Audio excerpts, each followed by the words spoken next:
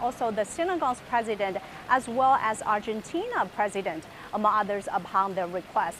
Well, the G20 Bali summit is the first bilateral summit the top Chinese leader will attend after it's successfully concluded of its 20th CPC National Congress.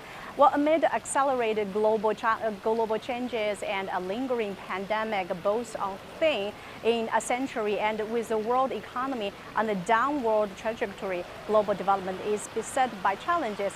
Well, this will be the inaugural face-to-face summit since the COVID-19 pandemic broke out nearly 3 years ago for President Biden and President Xi Jinping, and also the first face-to-face meeting since Biden became president, the first meeting between China and the United States after completing their respective major domestic political agendas, and also the first meeting between the top leaders of China and the United States since Pelosi's controversial trip to Taiwan.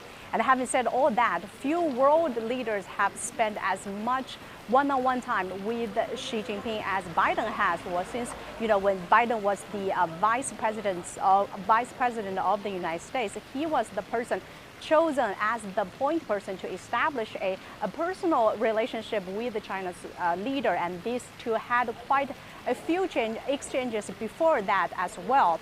Well, here in Bali, as you mentioned, the G20 summit promised to recover together and recover stronger. Well, the gathering comes amid a contested midterms in the U.S. and a new U.S. policy trying to targeting China. Well, there's a lot to be discussed for China and the United States. Well, will the two leaders put aside their differences? And as two of the biggest G20 economies, should they use this opportunity to stabilize ties? Well, earlier I get to speak to Jeffrey Sachs, a well-renowned U.S. economist, and he said that he hopes the two leaders will say, let's reduce the tensions, let's reduce the soundbites, criticism. He also stressed, to not read China as a great threat, and how U.S. unilateral actions like, blocking the export of technology to China are unwise policy decisions. Well, if Biden and Xi Jinping can muster the political will, there is hope that the two sides can really establish a high-level strategic dialogue on many key areas. So we're still here, wait to see how the highly anticipated bilateral talks will go. Pandeng. Thank you very much. Our reporter Dong Xue in Bali, Indonesia.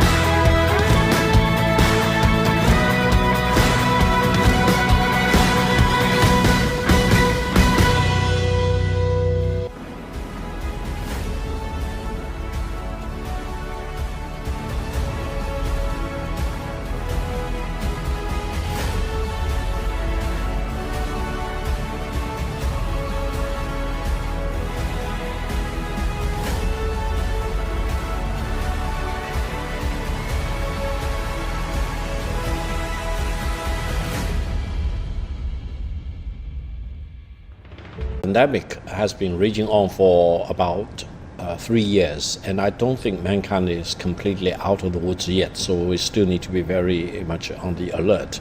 However, in addition to the pandemic, which is a very serious one, there are many other issues, man-made disasters. For example, the war in Europe, and then the disregard of the impacts of the climate change, for example. And then, as Professor Liu just now mentioned, you have a multitude of crises upon crisis. Currency crisis, financial crisis, debt crisis, and then energy crisis especially. And inflation is running out of control. In Germany, more than 10%. In UK also more than 10%. This is almost unheard of in recent decades. So many of these crises probably should be blamed onto man-made factors or failure of the government, for example. And this is exactly why the G20 summit in Bali is so important, because the world needs recovery. And the world cannot recover if we do not take collective actions together. And the recovery should really aim for the better of tomorrow and the greater future for mankind. And we cannot really allow these dangerous tendencies of, for example, disrupting supply chain and then try to divide countries into different blocks, opposing each other. All these Cold War mentality is dangerous, and you cannot blame it on the virus, for example. These dangerous things probably are political virus to start with. Oh, gentlemen, you both mentioned inflation, unprecedented inflation in decades for many countries, especially developed countries, industrialized countries. Take Germany as an example. Do you think a lack of commodity, disruption of supply chain are the only reasons attributed to this problem? And also how to connect the dots between inflation worldwide and QE in the United States for so many years? Do you think the Western world has been out of the 2008 crisis at all? Well, I very much concur with Victor, is that it is really the failure of the government, and largely those industrialized governments, and they thought that they are still the leading one on the global platform. But as a matter of fact, the financial crisis in Asia really remind them that the G7 or G8 couldn't really work out. Therefore, but those emerging economies need to be teamed up, and now I think that they need to team up more of those the developing countries and more importantly the business leadership that is there to find a amiable solution to that. And they either overestimated the impact of the financial crisis, and then they overdosed the stimulus package for the pandemic, and or they are now exercising more interventive measures into the market rules that businesses can really find ways to correct themselves, but they cannot wait. And also the protectionism that is there, launching the trade war, and now the global supply chain is being disrupted. Many of the politicians in Europe, in North America, they still talk about reducing dependence on China and to find alternatives, which is really something that is still in the thin air. And so therefore, how to really face the reality and how to address the problems in a more precise manner. And also, as Victor mentioned, how we can really solve problems together we are also facing. So this is something that we do expect that the G20 can really come up at least with some sort of common voice that can be shared by the world. So talking about reality, let's do a quick reality check. Let's be specific on US interest rate hikes in recent months, very bold moves by the Fed. Some are saying that the United States is transitioning from QE, quantitative easing, to quantitative traction, QT. Do you agree? Well, the reality is very harsh on the United States economic performance, because they they made tremendous efforts really to bring up the inflation up to 2%. Now it's really running away, and therefore it's too much flood in the air, and now the productivity is a problem. Yes, they do have the lower unemployment rate, but many of them are temporary, and many actually many young people, so far as I understand, they just live on those stimulus packages or the relief packages, and they don't choose to really work. And then the trade war does really hurt the United States household, by every almost every type of consumption goods and services. And then they pop up many of those I should say, shallow rhetorics, to team people with so the common value, like-minded partnership, etc. But nothing has been really substantially delivered to those, what they claim as allies or as the partnership, etc. And now, knowing this fact, that USTR and other organizations are really reluctant to reduce the tariff or eliminate the tariff, with China. But it is really the Chinese export drive that is there to save to quite a portion of the U.S. household of those low-income people. Right, gentlemen, we'll be getting back to you on this very soon. Staying with the topic, officials and businessmen from Indonesia have expressed their expectations for Chinese President Xi Jinping's visit to Indonesia. Most of the leaders of the G20 will come and participate at the summit in Bali.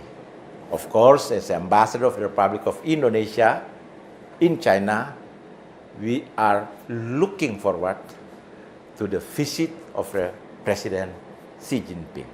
And then Bali is beautiful. So please do come, welcome to Indonesia and to Bali. I think the Chinese has been a very strong partner of Indonesia, both in trade and investment, and we're hoping especially during this, of course this is a multilateral platform, but we are also taking the opportunity, the momentum to enhance our bilateral cooperation. The world now is facing unprecedented situation. It's important that in the recovery of together we are focusing on the collaboration aspect. The theme on the B20 is advancing innovation, inclusion, and collaboration. So I think this is really three areas that's very important where the China can play a role. Ahead of this year's G20 summit, China Media Group spoke with Indonesian President Joko Widodo about his expectations for the leaders' meeting. Indonesia hosts the rotating presidency of G20 this year, and very soon in November is going to host heads of states and government summit here in this beautiful island of Bali. So we just wonder how's the preparation going and what issues would top the agenda. Iya, G20 adalah grup negara-negara besar yang juga punya. The G20 is a group of major world powers. It has enormous influence. We are together facing many problems now. The crisis must be overcome, and the global economy must recover as soon as possible. We must be well prepared. So the G20 summit must produce concrete results, complete practical tasks, and have a real impact on the world. We should avoid empty talks and instead focus on cooperation to create a better future. The current financial crisis, energy crisis, and the food crisis are intertwined, and we should deal with them together, not alone. The G20 has the power to influence future development.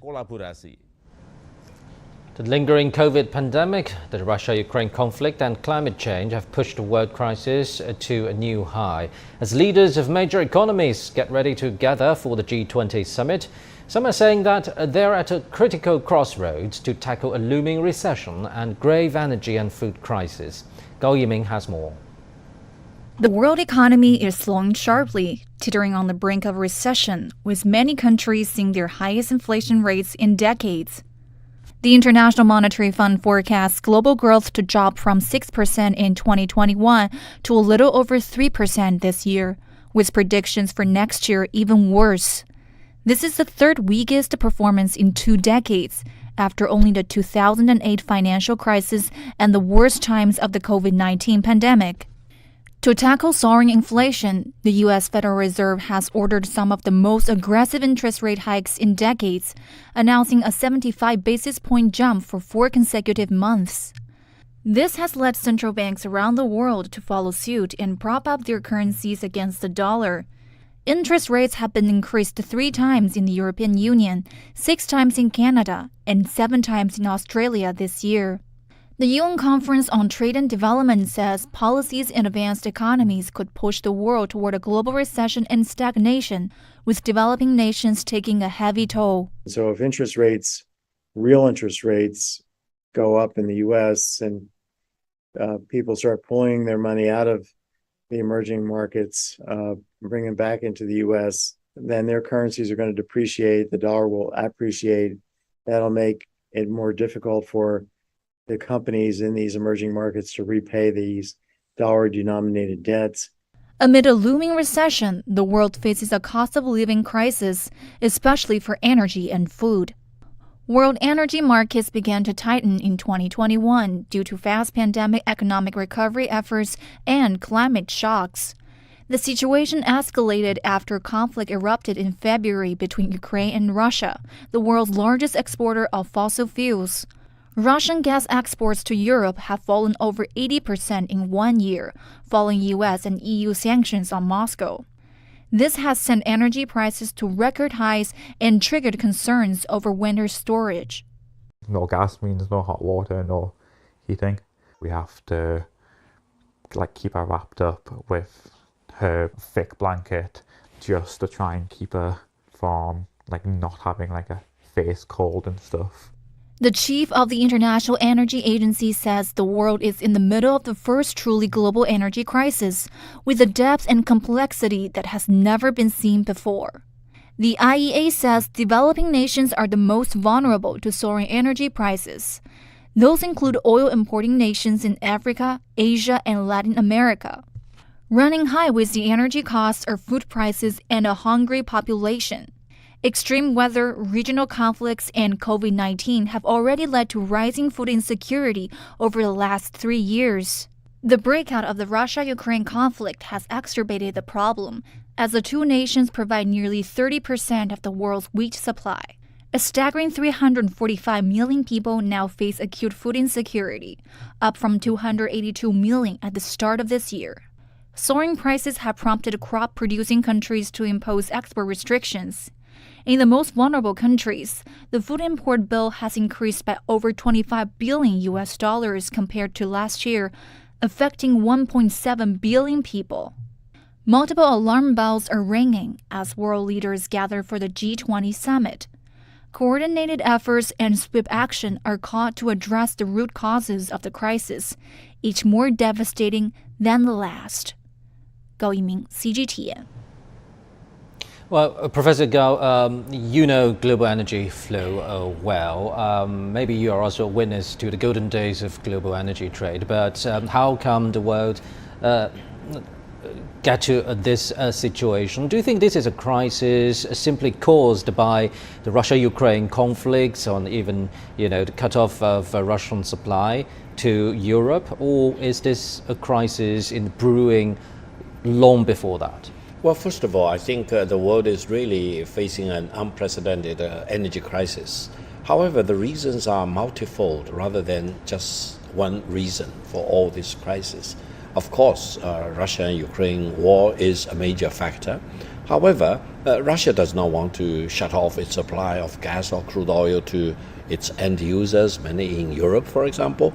It is the European countries, forced by some other superpower, try to abandon their cooperation with Russia in the energy sector. Whether this is right or wrong, let's leave it to the historians. However, the real issue now is that the energy crisis is not only an affordability issue, it's an availability issue. And the availability is partially a result of almost 2 decades of lack of investment in capital spending in infrastructure, including, for example, crude oil in particular, offshore drilling, and natural gas also included. Therefore, when all these factors combine together, you really have an explosive energy crisis.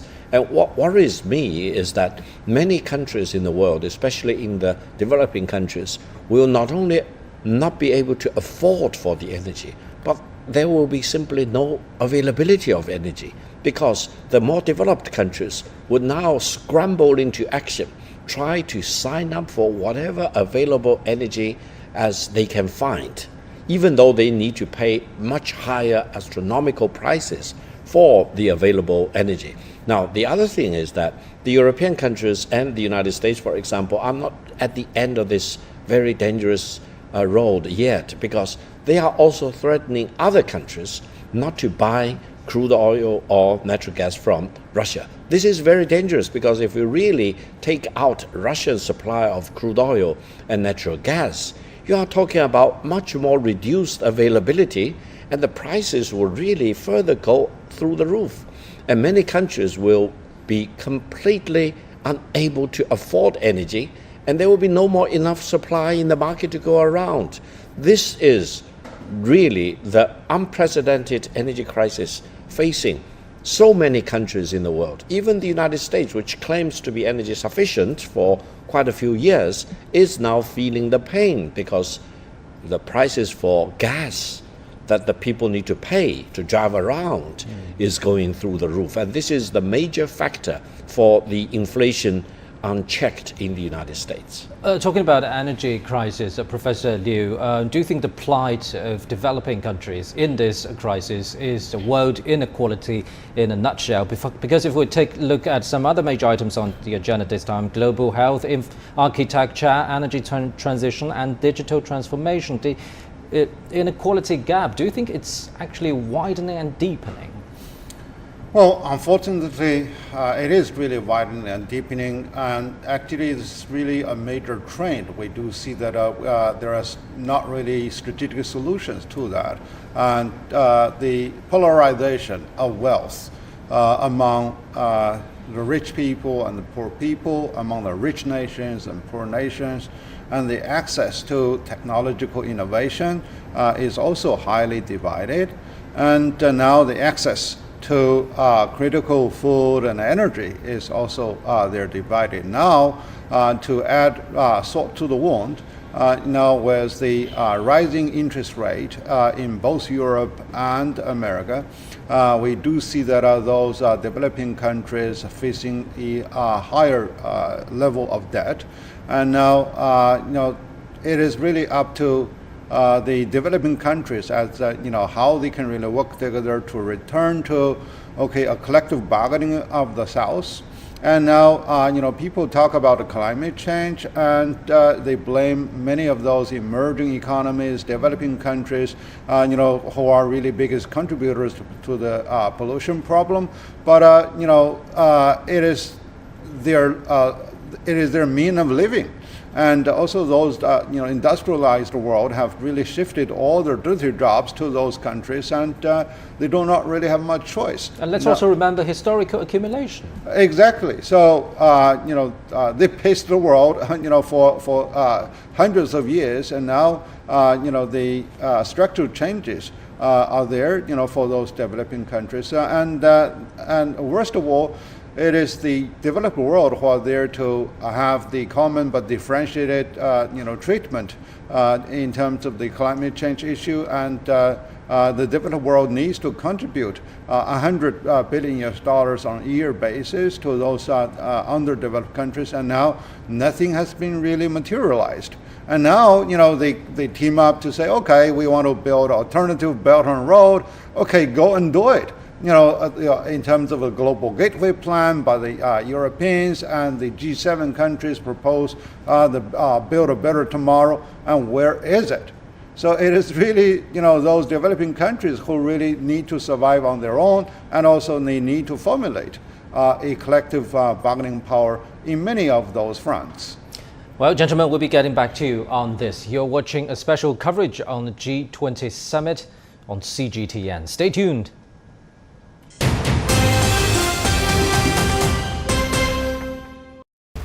Today, our world, cultures, and societies are changing like never before. An era fraught with challenges, financial risks, food and energy crises, conflict. The world has once again reached a crossroads. As global leaders gather in Bali, Indonesia for the G20 summit, issues remain. How can they find new solutions for global challenges? How can they create new drivers for a global growth? Can we recover together and stronger? Tune in to CGTN as we bring you live coverage from our reporters and in-depth analysis on options for a shared future.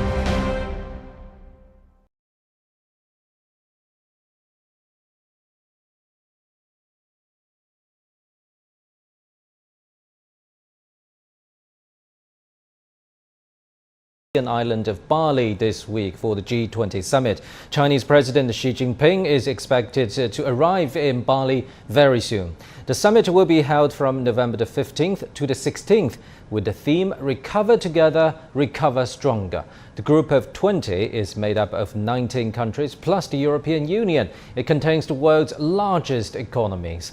The bloc counts 75% of world trade and 2/3 of the global population. Some of the key issues include the global economic fallout, climate change, as well as the Ukraine conflict. Chinese President Xi Jinping is expected to arrive in Bali very soon, as we just mentioned. This is his first overseas trip since the conclusion of the 20th CPC National Congress. Now, for more on that, let's cross live to our correspondent Sukina Aluwalia in Bali. Sukina, you've been following this very closely. Give a sense of the atmosphere. On Monday afternoon, Indonesian President Joko Widodo held talks with United States President Joe Biden. Both leaders talked about the importance of pandemic preparedness, dealing with food insecurity, and transitioning into clean energy. It's an important moment for Indonesia as well. This is the first time that a developing country is appointed as host for G20, and there are many topics that President Joko Widodo would like to highlight during the summit, which officially begins on Tuesday. This year's G20 will mainly focus on 3 topics: global health architecture, digital transformation, and energy transition. On Sunday, Indonesia's health minister officiated the launch of the Pandemic Fund. This is a huge milestone because it will help developing countries get quick access to financial support and also vaccines.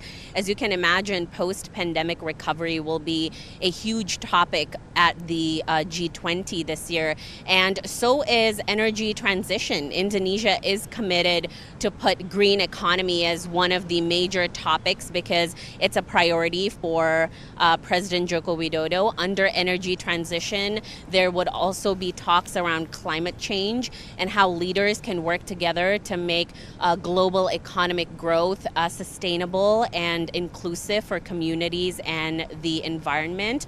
So we can really see that Indonesia is pushing the theme of recover together and recover stronger, and making sure that all the G20 nations can work together to find peaceful solutions for some of the world's most pressing issues right now. Thank you very much. Our correspondent Sukina Aluwalia in Bali. Now, for more insights, let's talk to guests in the studio. So, Professor Gao, we've talked about energy, we've talked about health architecture. What about digital transformation? What are the opportunities here? And have you seen a united front from the world's largest economy on this, or still seeing a widening gap, as we just talked about with Professor Liu? Well, first of all, digital economy is today's strong growth engine and also the future of mankind. However, there is truly a very big digital divide between those countries which already have been developing that more or less, and other countries which are very much left behind in digital darkness, in a sense. Therefore, how to bridge this gap between those which have that and those which don't have that, and many of those which don't have that are developing countries. This is crucially important. Now, in digital economy, there is also a danger that some countries are trying to weaponize digital economy. They try to put on an ideological spin to digital economy rather than promoting a common architecture for digital economy which can be applicable to mankind as a whole, to all countries, for example. This is very dangerous because if, for example, those countries succeed in dividing digital economy into one block versus another block, first of all, it will be very inefficient. Secondly, it will not be constructive. And then it may actually be very dangerous going forward. And I think this G20 summit in Bali should also talk about growing, developing digital economy together for everyone's benefit. And I think this will be crucially important. Another point, allow me to add very quickly. Digital economy is really moving onto the cutting edge of science and technology. Yes, talking about that, let me quickly follow up on a very idea itself. Digital economy, of course, for common people like me, it looks like, buying things online, e-commerce, all those things. But are you saying that actually it's so much more than that? It's about sci-tech innovation, of course, and also even a global infrastructure network. Absolutely. I think digital economy is based upon everything we do becomes data points which can be collected, stored together, analyzed, and put to use. Therefore, the world that we traditionally understand that is going through tremendous amount of transformation. The world of tomorrow, or metaverse, for example, will be very much based on digital data. That is, whatever we do in our daily life, in our work, in the productions or consumptions, etc., could always generate data points which can be aggregated together. And eventually, the factor for production is not only, for example, raw materials, resources, grains, for example, it will be data. And this is the future of mankind. And those countries or those languages which can really generate more data will be advantaged. And those countries which are smaller and are not in a position to generate as much data as possible probably will be disadvantaged. So I think we need to think about how to make sure that the digital economy going forward will actually have a level playground so that no matter whether you are a big country or a small country, you can have equal access to that. And then I think everyone, any part of the world, developed countries or developing countries, can all enjoy digital economy without suffering the curses of this digital divide. That's the crucial thing for tomorrow. And another crucial question, what's the cost of this digital transformation, Professor Liu? Well, if we use Schumpeter's description, this is really a destructive innovation. And facing such a sort of revolutionary change, there are different type of attitudes towards that. And now, because data by its very nature is really a flow on a free basis, but many other countries, leaders are really getting worried about their national security, and so therefore they try to obstruct the flow of data. The other issue is that do we have a common norm that everyone can really play with? So this is something that the WTO has been making a lot of efforts, but not really much has been achieved. And then the other is really individual human rights. So how the depredation of human rights can be prevented in terms of the individual privacy, in terms of their operational secrecy, etc. And then I think another very important challenge to all the government is that what about a digital currency? So when really currency is getting say decentralized. So I do not think now all the Feds, the head of the central banks are not really ready to answer those questions. So this is still wait and see, but the application is they are widely benefiting people, but we do also see that there's going to be a rift of development depending much more on really the attitude towards the free flow and also security of the data. So let's go back to the key word of this year's G20 summit, if you will, recover. Because recover together, recover stronger. So how can digital approach help in this recovering process? Well, when we come with the definition of recovery, it means we are ill. So therefore, we need rehabilitation purpose, and one is really how we can really consolidate the one that is already available before we really go for a far-fetched breakthrough. So now, in terms of financial stability, and whether those leaders and also the bankers can really see eye to eye. So if we really go together to bring the sustainable economic growth, and we need to have coordinated financial policies and monetary policies instead of joining into a competitive racing. in that regard, either devaluation or appreciation of their currency. And the other is that how can we really eliminate those artificial barriers that block the international trade and block international investment? And then, how we currently work together to address the issue of pandemic. And there are, different national conditions. Yes, there could be some variations in the COVID restrictions, but the free flow of people, free flow of any other economic resources cannot really be compromised too much, so that the economy is getting stifled.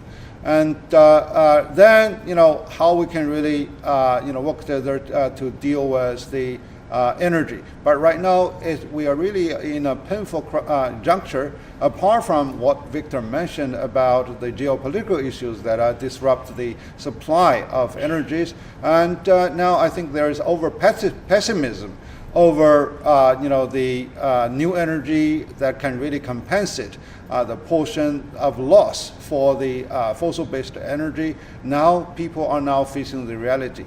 Solar, the wind are really the trendsetter, but they are not there yet to completely or substantially substitute the fossil-based one. And then, for the OPEC and many other oil-producing countries, and how they can really work together to support, of course, justice, but more importantly, it is really the daily livelihood of the people around this planet. Right, and Professor Gao, still talking about energy, and let's also quickly touch upon the global health architecture problem. What are some of the options for the world to enter recovery mode? Well, I think going forward, there should be a global network of defense against any outbreak of pandemics of all kinds. And the world need to be better prepared to identify the pandemic, to take actions against it, and to alert people in other parts of the world so that the whole world will be very much interactive. And this cannot be achieved without digital economy. Without, for example, everything we do probably will be generating data, and the data will be analyzed and amassed and processed, for example, and then information flow, as Professor Liu just now mentioned, can really run through very smoothly without much obstacles and hurdles, and the world will always be prepared against any kind of epidemic or pandemic. This will be a better way to safeguard mankind as a whole. And in order to achieve this, of course, you have many other things. For example, PPE of all kinds, and then hospitals, ICUs, hospital beds, nurses and doctors, biologists, for example. All these things need to be developed in a more holistic way so that no one is left behind, no country is left behind. Everyone will be prepared, and we will enjoy our health better. And if there is an outbreak of all kinds of diseases, pandemic and epidemic, for example, mankind as a whole will be better prepared to deal with it as it is. Well, that's a bright picture ahead, but later we'll talk about the huge political trust it requests. You're watching a special coverage on CGTN. This is our special coverage on the G20 summit in Bali, Indonesia. Now, let's continue our discussion in the studio. So, Professor Liu, still talking about entering recovery mode. Could you be a little bit specific on the world financial sector? Well, the IMF estimates that actually the inflation rate can really hit 8.8% by the end of the year, and now the major economy is still there to struggle to bring the inflation down, and by monetary prices, by the policies, by the financial policies. But sorry, gentlemen, sorry to interrupt. As we're talking about this, you're watching footage of the plane carrying Chinese President Xi Jinping has just landed in Bali, Indonesia. Again, this is the plane carrying Chinese President Xi Jinping landing in Bali, Indonesia. Chinese President Xi Jinping will attend this year's G20 summit, and this is his first overseas trip since the conclusion of the 20th National Congress of this Communist Party of China. Chinese President Xi Jinping has arrived in Bali.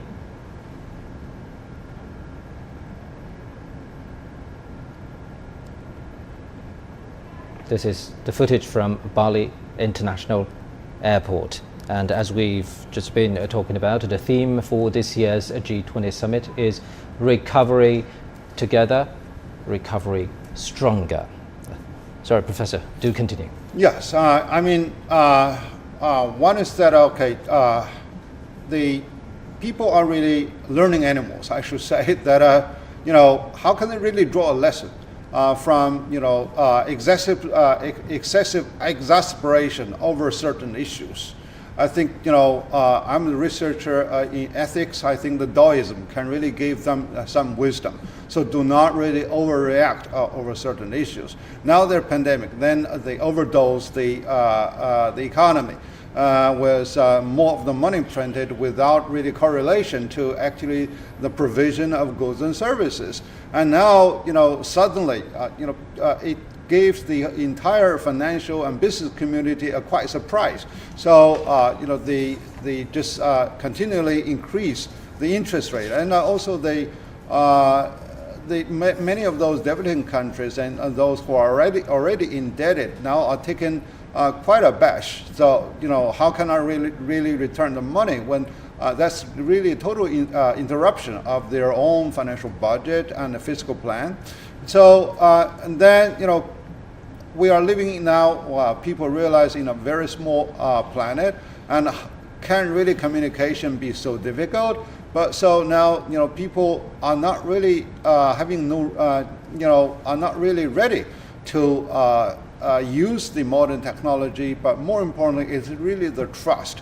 And those who really wanted to maintain, a few powerful countries can dictate the rule of the world, and all the other can be there to be followed, and victimization is something necessary. So now this type of mentality can really be there, very dangerous to the further progress of the togetherness and the human civilization. So, I do not think Bali can really solve a very fundamental problem. At least they come up with something that's constructive and positive, like, the pandemic fund, which is very important. But then how to use the fund, and how really science can be supplied to bring about a more effective vaccination. Indeed, we've talked a lot about challenges and possible options. Let's talk about China proposal. Professor Gao, what do you make of the China proposed Global Development Initiative and Global Security Initiative in dealing with all those challenges, crises we just talked about? I would say China's Global Development Initiative and the Global Security Initiative are actually intertwined, because without security, without safety, without stability, you really are not in a position to expect any meaningful growth. And growth, if to be disrupted by instability, war, confrontation, rivalry, will be weakened, and eventually people will become victims. Therefore, I think when we talk about global development security, it needs to have some underpinnings to it. That is, development is dependent on stability, peace, amicable relations between and among countries, for example, and if there are any differences, try to resolve the differences through peaceful ways, through negotiations. Now, when we talk about development, I would say many things are so important, and different countries really face very, very different circumstances. Each country needs to come up with its own roadmap of development. For China, for example, we tell the rest of the world that connectivity is the very important thing. In order to really achieve real, meaningful development, you need to build up your road, highways, high-speed railways, airports, seaports of all kinds, and then connectivity.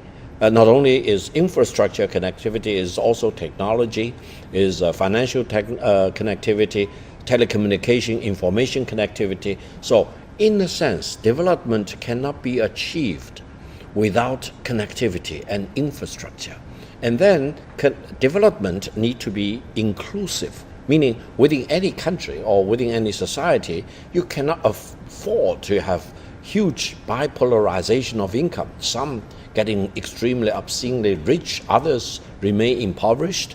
And in the world today, you cannot have a situation where some countries are extremely rich, for example, and other countries are extremely impoverished, and poverty or deaths of malnutrition, infant mortality are extremely high. This is not the future of the world that many of the people in the world want to see. We want to have a more inclusive world. And I think these development paradigms that China stands on are very important. And I hope China will get a good chance to talk about all these ideas at the G20 summit.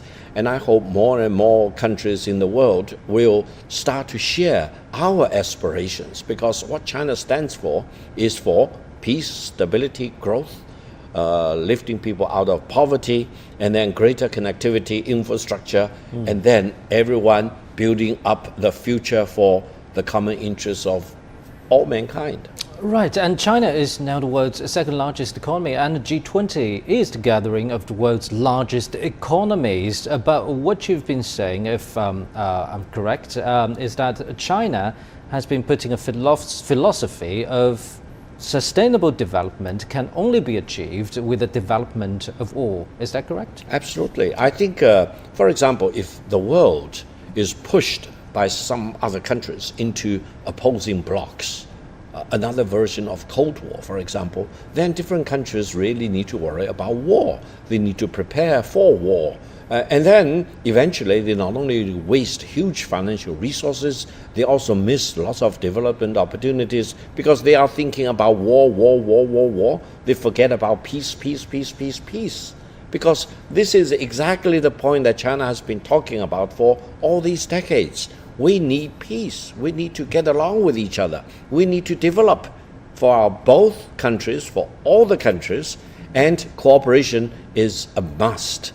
If we do not go this route, what's the alternative? The alternative is rivalry, confrontation, conflict, which eventually may lead to war, and then conventional war, or maybe it will escalate into non-conventional war. So I think one disaster escalating into another, higher, greater disaster, this will not be the future that we want to leave our children and future generations for. We want to have a world, not only for our generation, but for many, many generations to come, in peace and stability. That's the most important thing. And today you can really see that a big contrast. That there are, in many parts of the world, there are people who are really paying their lives just to bombshell the bridges and roads and power generators.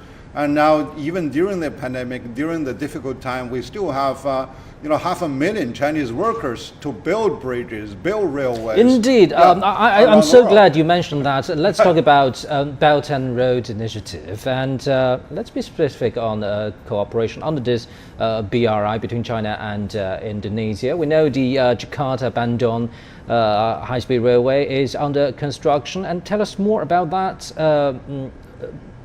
cooperation in this particular regard, Professor Liu. Well, I think there has been quite a rivalry over this project, and Japanese companies have been eyeing over there for almost a decade, and they really they stick to very harsh terms. And China is there to use more of a holistic approach. That we are successfully winning that project. We went through some difficulties in capitalizing on this huge, gigantic project. It is not only a single-handed railway that is going to, of course, shorten the transportation and the travel distances between these two important places. But so far as I understand, it's not really a standalone project. And you can see that some of the Chinese real estate developed companies joined the team, and they really wanted to develop the resort, develop the amenities for living along that along that railway. And actually, I just finished one training program with a steel company who are there to build steel and iron And that you mean in Indonesia? In Indonesia, actually along that Jakarta Bandung, along that rail line. And there are also tourist companies who are already there to build up plans that how really they can bring more tourists from China over there. And also, I'm now teaching a class of international students, and many of them actually come from the area. And two of my students reflect that they are very excited about the railway, and they really wanted to do something as a startup, working with their family to set up shops and build tourist service agencies along that area. So it is really a holistic cluster approach to build that one. And talking about that, Professor Gao, we know that it's not only about Indonesia. The Belt and Road Initiative has approached so many countries and corners around the world, and still focusing on Southeast Asia. We know Indonesia is also an important stakeholder in the ASEAN bloc, and also a member of the RCEP, now the world's largest free trade agreement, which China is also a member of, and also China is a dialogue partner of ASEAN. Tell us a little bit more about the cooperation and trust, the key word we talked so much earlier, between the two sides under this context. Well, from China's perspective, Indonesia is such an important country. It's a maritime neighboring country for China. We are separated only by the South China Sea. Secondly, it's the largest Muslim country. It has the largest Muslim population in the world. And then Indonesia also has the largest Chinese diaspora community. We have more ethnic Chinese in Indonesia than in any other country in the world. So I think from China's perspective, to develop cooperation with Indonesia has all the logic behind it, all the reason behind it, all the necessity behind it. It is not only politically correct, it is economically correct. Then Indonesia is such an archipelago, very long from east to the west, and traditional way of transportation, for example, aviation or by ships of all kinds, are not sufficient. And road connectivity is very much limited because Indonesia is composed of thousands, if not tens of thousands of islands. Each one is separated from each other. Therefore, I think from the Chinese perspective, if we can work with the people in Indonesia to build up railway connection of all kinds, and this one is from Jakarta to Bandung, but it may be extended both to the west or to the east, so that eventually more and more islands in Indonesia can be connected. And this will be a sure way of improving not only transportation, but flow of people, goods, services, and ideas. And then you have actually a contraction of time and space. And then whatever product you are making, whatever agricultural produce you are making, can actually command a better price. So you will be in a better position to make more money, to generate more value for the goods and services that you can push to the end market. And then further, I would say, as Professor Liu correctly pointed out, the real estate, for example, all the other services, industries along the railway will be very much brought up. Absolutely. So one railway is not just a railway, it is an emancipating factor for so many other things. And in China, for example, we have this experience. Sometimes local authorities compete with each other hectically in order to have the railway line going through their city rather than the neighboring city. To see it as a huge opportunity. Absolutely. This is a liberating force, basically. Right, and so what about the ASEAN context, China's cooperation with ASEAN members, both as a dialogue partner and also all as members of signatories to the RCEP? Absolutely. I think ASEAN and China have a free trade agreement, and we are in the process of further upgrading that free trade agreement to cover more things and to make it more applicable to the changing circumstances both in ASEAN and in China. And also ASEAN as a whole, composed of 10 countries, also face a lack of high quality connectivities. For example, from China's Yunnan province, we want to help with all these countries to build up connectivity through Myanmar, through Laos, through Vietnam, all the way down to Thailand, Cambodia, and then converging in Malaysia, going further down to Singapore, and then crossing to Indonesia, and then from east to west throughout the land of Indonesia, they can be connected. And then we are also working with the Philippines, for example, to help them to build up infrastructure projects, power stations of all kinds, LNG terminals, you name it, so that eventually the 10 ASEAN countries will be connected better. And then the barriers, the internal barriers, geographical barriers or political barriers can be further brought down. So eventually it will be a leveling off process so that people will be more integrated and interconnected, not only with China, but also with other big countries like Japan, Republic of Korea, and many other countries in our part of the world, and countries beyond the ocean, in the United States or Canada or Australia. So I think what China is really promoting is not only good for China, but equally, if not more important, for the ASEAN countries, but the benefit eventually will spill over. Yes, you were saying that China's cooperation with Indonesia and with neighboring countries and even with the region are actually, would you say that's mutually beneficial? Not only mutually beneficial, eventually the rest of the world will also benefit from such improved, enhanced connectivity, as well as peace and stability, for example, because peace and stability, cohesiveness and collective actions to promote growth will generate more opportunities, better jobs, for example, higher income, and they uplift themselves, and the rest of the world will be more interested in working with ASEAN as a whole. Yes, yes, Professor Liu.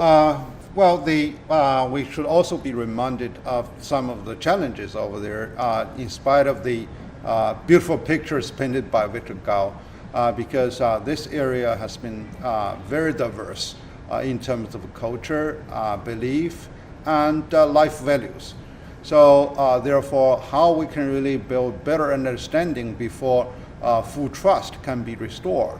For example, I was teaching international class for the senior leaders from ASEAN, and some say, okay, we're not really in a rush as the Chinese people, so therefore you do not really sell the fast trains with us. We just need a good quality, stable movement, and that's it. So, and also there are NGOs that are very strong, that are many Chinese companies, they are not really very familiar, so that can encounter some of the challenges. The third one is that US and some of the Western European countries are still eyeing on this region, and US produces something like the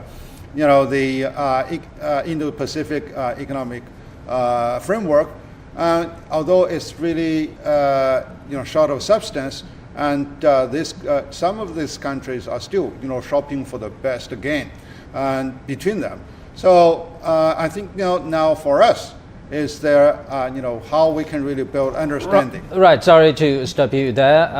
We've just got latest from Bali. Chinese President Xi Jinping and First Lady Peng Liyuan have arrived in Bali, Indonesia.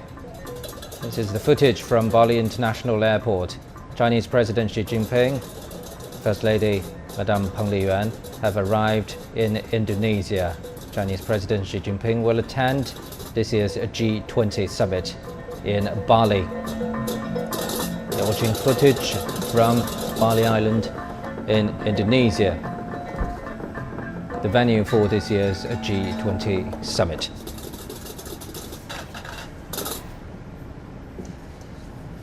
So, gentlemen, Chinese President Xi Jinping and First Lady Madame Peng Liyuan have arrived in Indonesia. Let's talk a little bit more about the China initiative, China proposal to deal with the current world crisis. Let's talk about health architecture. So, of course, we have to start with fighting against the COVID pandemic. What do you make of China's contribution to the global effort so far, Professor? Well,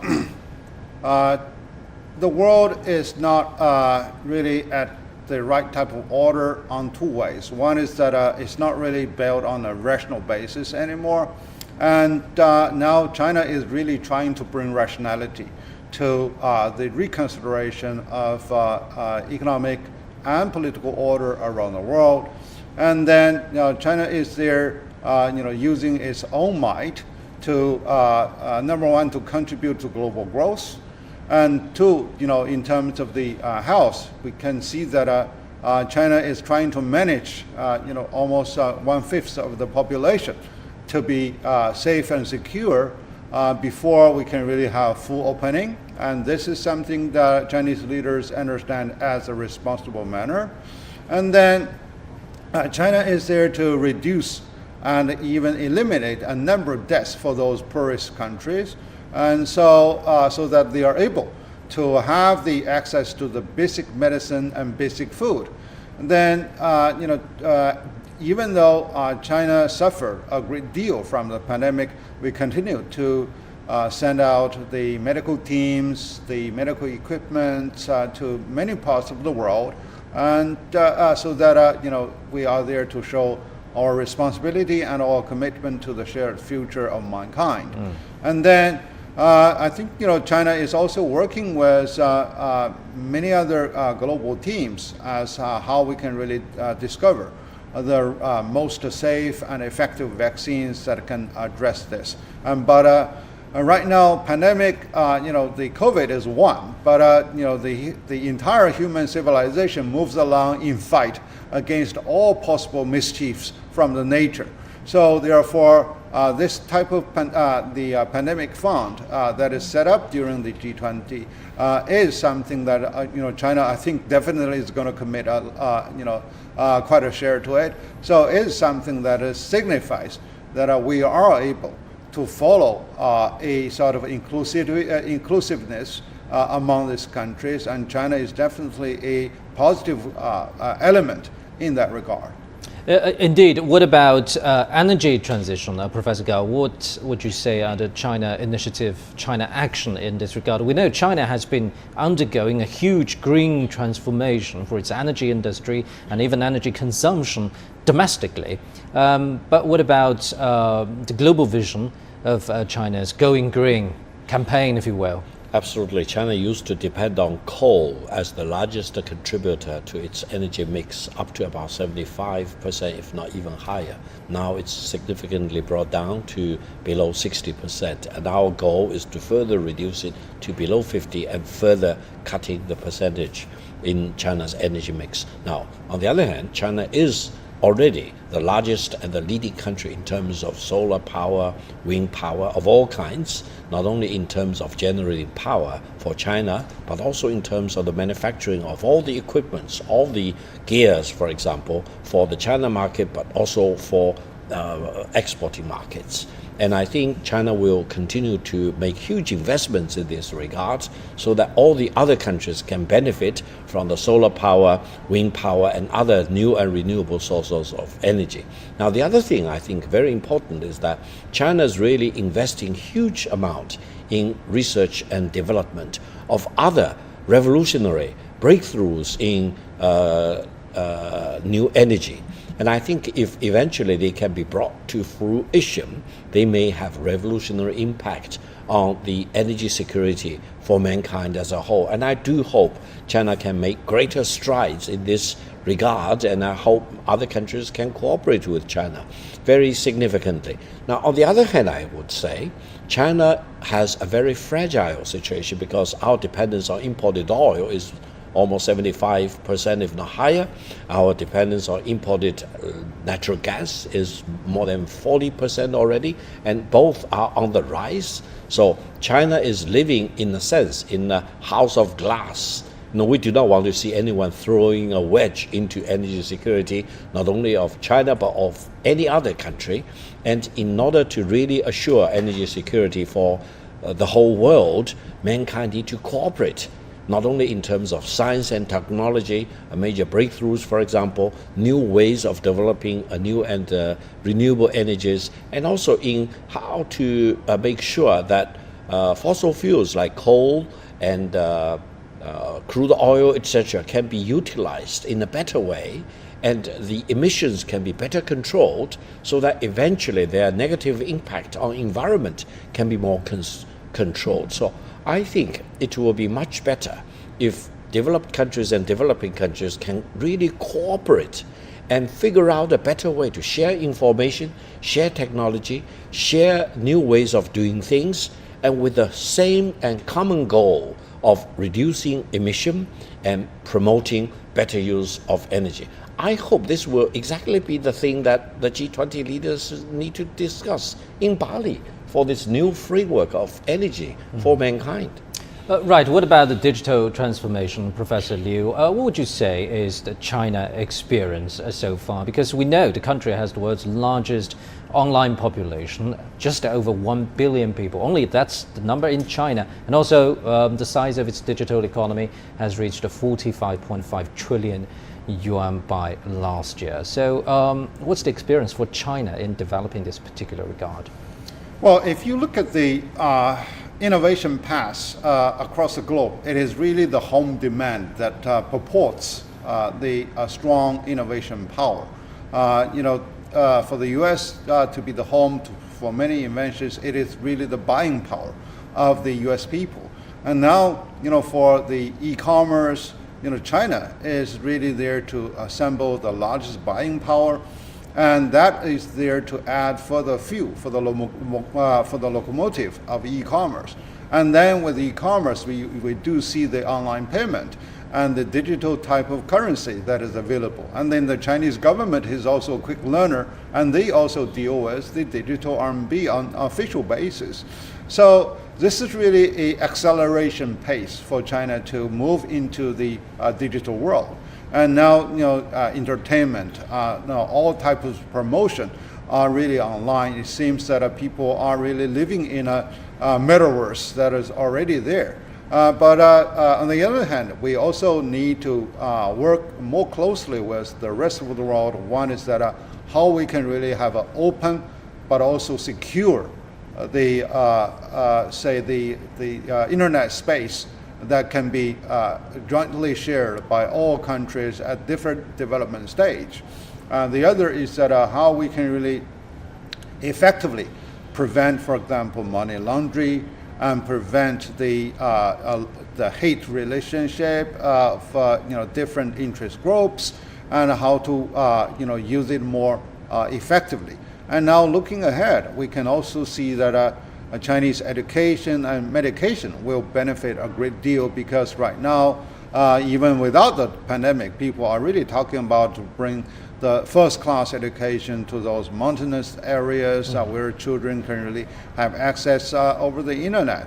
And now, the diagnose online between doctors across the globe, and then the researchers can also work seamlessly over certain projects from different corners of the world.